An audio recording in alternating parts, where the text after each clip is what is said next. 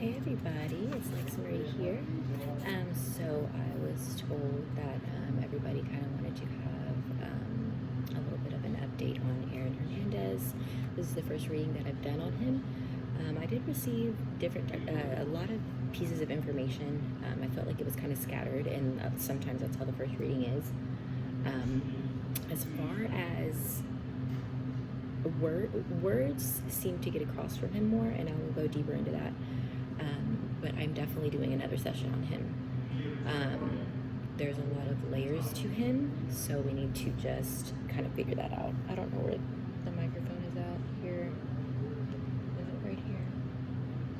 I'm assuming so.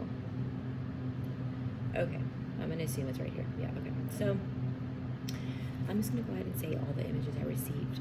I do know that there was a documentary out, and I watched the first 2 episodes, I believe, and they're supposed to be on January 15th coming out with the rest of the documentary. So, you know. So I did receive an image of keys on a key ring, and it was multiple keys. It almost looked like, you know, like a ring, a big ring like this with keys on them. I don't know if you can see my earrings, but just a ring with keys. I did see, I felt that someone talked him into more so the ending of his life, being okay with his fate. And I asked why, and it made me think, like, where did he get the paper and pen to do this stuff? Was it already,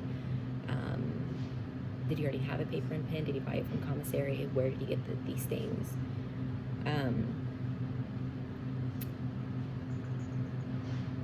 Someone made him feel like it was the best option, and kind of told him how to do it, if he wanted to do that. If not, it was just his own thoughts making him think that that was the best option at that point, was for him to make it easier on everybody else. The next word that I received was that they broke me, and that is very broad. They can be anybody, so I'm not really sure about that. I saw the word fate, definition, develop of events beyond a person's control.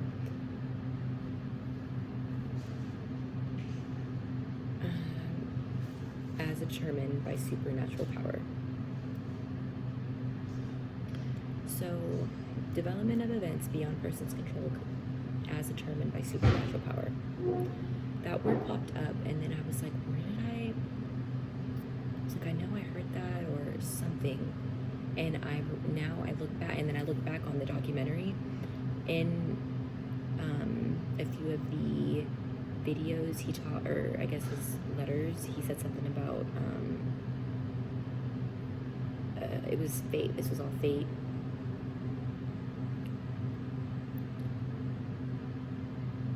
Okay, and then the quotes, if you don't, things will be worse for you and everyone involved. So that might have been his thoughts to himself or from another party. Things he felt he had to do, or he did actually have to do them, affiliated with wrong people. I had a feeling that the person who he was originally charged for murdering, the fiance's brother-in-law, had something to do with what he was doing as well, and he was also involved just as much. I did see an image of a woman with blonde hair, colored eyes, and dressed professionally. I'm not sure why. His mind was at prison before he went to prison, so there's a lot of words that he was giving me, a lot of sentences that he was giving me, so I definitely want to do a next session with him, but he felt like his mind was a prison before it was, before he even was there. I did see gold coins. I think he wanted his family to have financial security, and that was very, very important to him. Was he almost wanted to make sure that it was set in stone that they had that money. So that was a big thing to him. Every time he would ask So I would ask, like, who did this? What happened? You know, what really happened here? And I would feel the words, I can't. So, you know, it may be too fresh for him right now. So the next image I seen was deck of cards, and it could mean he was a product of what he dealt with from his childhood. The cards he was dealt, he played them as well as he could have. Symbolism: the hearts mean love, clubs means desire for knowledge, diamonds means passion for money, and spades mean warrants of death.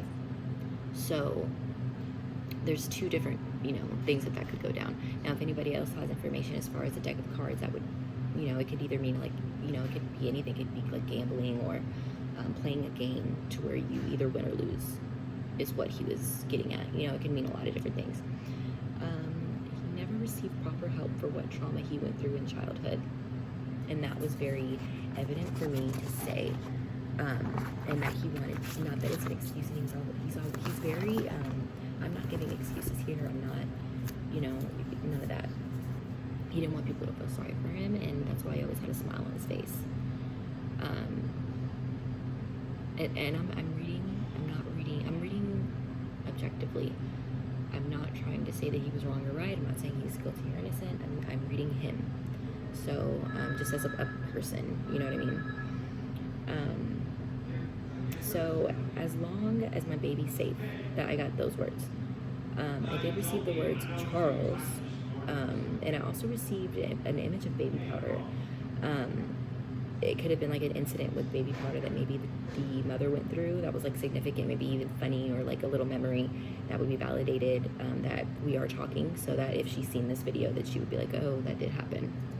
Or it could be like, maybe I thought it was like baby powder, but it could have been like drugs, like, other drugs. Maybe he was affiliated with drugs, not saying he had anything to do with it or selling, any type of drug or anything like that, but just an image of what I see. It could have been baby powder, or obviously what looks like baby powder, that's drug affiliated.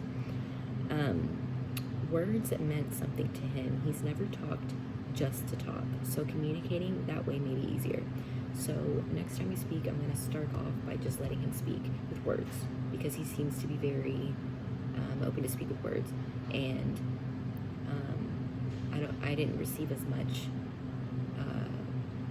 symbolism or pictures or clips. It was just words. So I think he needs to speak. There's a lot of things he has to say. But I'm going to go ahead and close this up.